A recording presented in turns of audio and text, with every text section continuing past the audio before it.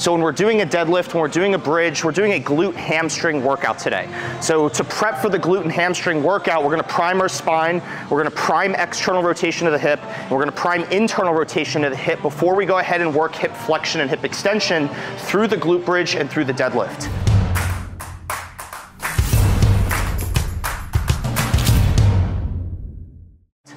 For our spine flexion exercise today, we are going to be doing a compression Jefferson curl. For the compression Jefferson curl, we are going to be loading spine flexion in a compressed position. So what we're going to be doing is loading spine flexion in hip flexion. So we're going to be sitting on a bench like this with our ankles relatively dorsiflex. What we're going to do is go ahead and just use the dumbbells as a loaded stretch so that we are getting full spine flexion as well as full hip flexion. So we should feel a stretch in the posterior side of our spine, and we should feel a stretch in the upper part of our hamstring where it ties into our glute. We're going to be doing one set of this to momentary failure so that we can prime our spine and our hip flexion, so when we do the deadlift, that tissue has already seen some kind of stimulus before we load it any further.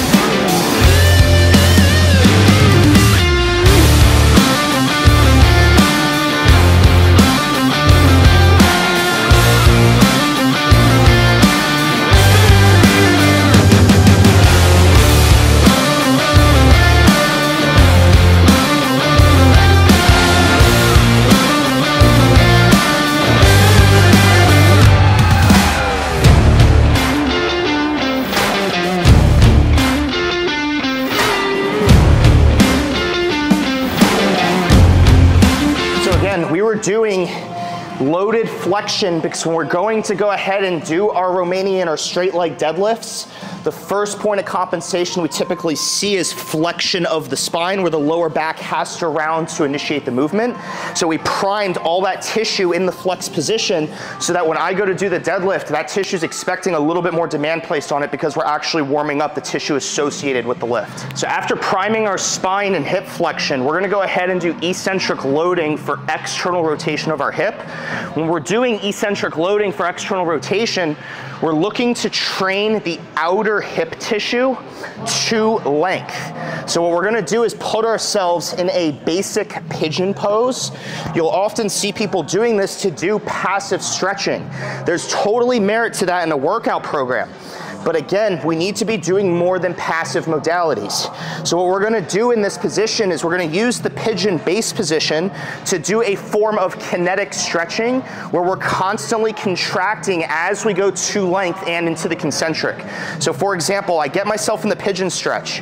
I feel the outer backside hip lengthening. I feel a stretch as I anteriorly tilt my pelvis. What I'm gonna start doing is driving my ankle and my knee down into the table. So if somebody were to come up and push their fingers up on me, there is downward force being applied where I am basically trying to extend and internally rotate my hip out of this flexed and externally rotated position. We're gonna be doing this set for at least 2 minutes of duration, with the goal being to get deep capsule connective tissue, all the tissue that's associated with external rotation of the femur. Again, the longer we go, the deeper we get. So we're putting ourselves on a timer, and we're gonna be creating continuous tension by driving down. As I drive down, I am maintaining this anteriorly tilted pelvis, and I'm still creating downward force. And then I'm gonna push myself back up. So again, we're doing eccentric loading where I am contracting to the lengthened position. I'm maintaining an anteriorly tilted pelvis, and I feel my max stretch here, and I'm still creating downward force. We're at 30 seconds, and we're gonna continue going until the 2-minute mark to prime these external rotators.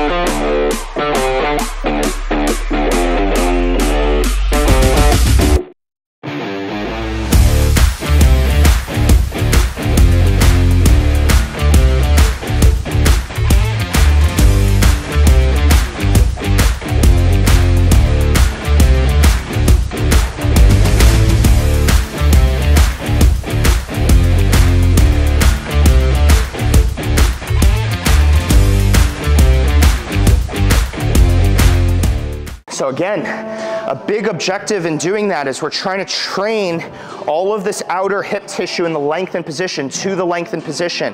When we're going into hip flexion, we need our hips to be able to externally rotate to achieve full length so that we can extend out of that position.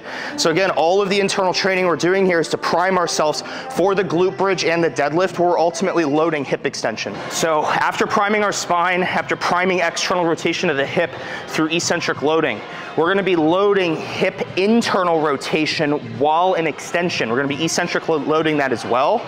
We're gonna do that in a kneeling position over here to again prime a different component of our capsule before we do our external training. So again, we just did internal or external rotation. We're now doing internal rotation, but rather than being in hip flexion, we're in hip extension. Okay, the objective of this is we have our femur fixed and pivoted against an immobile object.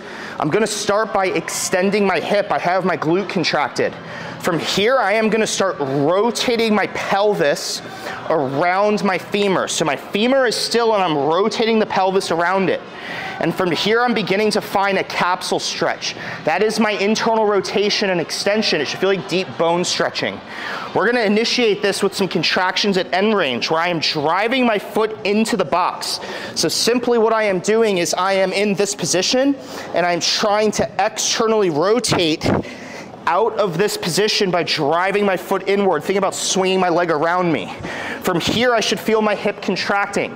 That is what we want. We want an active contraction at end range of motion. So if somebody were to come up behind me and push their hands here and try to pull my foot off, there is force being applied into the yoga block. I have the yoga block there to kind of cushion my foot against this stretch rack here.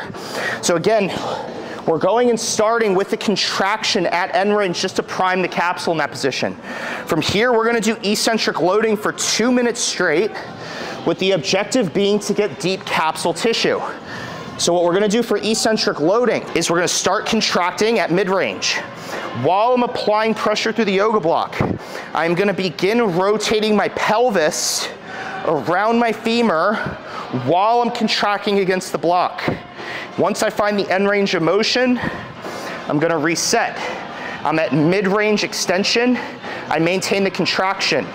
I feel my hip contracting and I'm rotating my pelvis around my femur as I get to end range of motion of internal rotation and extension. And again, we're going for 2 minutes here. We're at the 30-second mark, and we're gonna go for 90 seconds with as much intensity as we can for that window of time. Siphon, this is hard.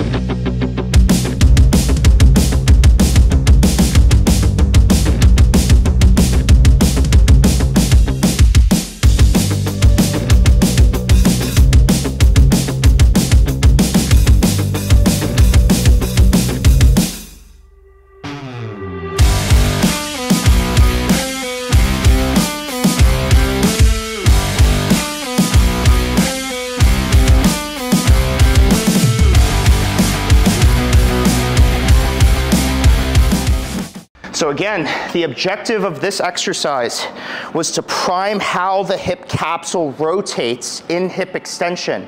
We know that rotational movement, tissue associated with rotation of a joint, is deeper within the hip than the superficial glutes that we're typically training. We did eccentric loading for external rotation to train this outer tissue to length. We're now training internal rotation of the hip and trying to contract out of that by doing eccentric loading in that setup. And so again, all this is done to prime our joint capsule tissue so we have a higher quality stimulus when we go to do our glute bridges and deadlifts.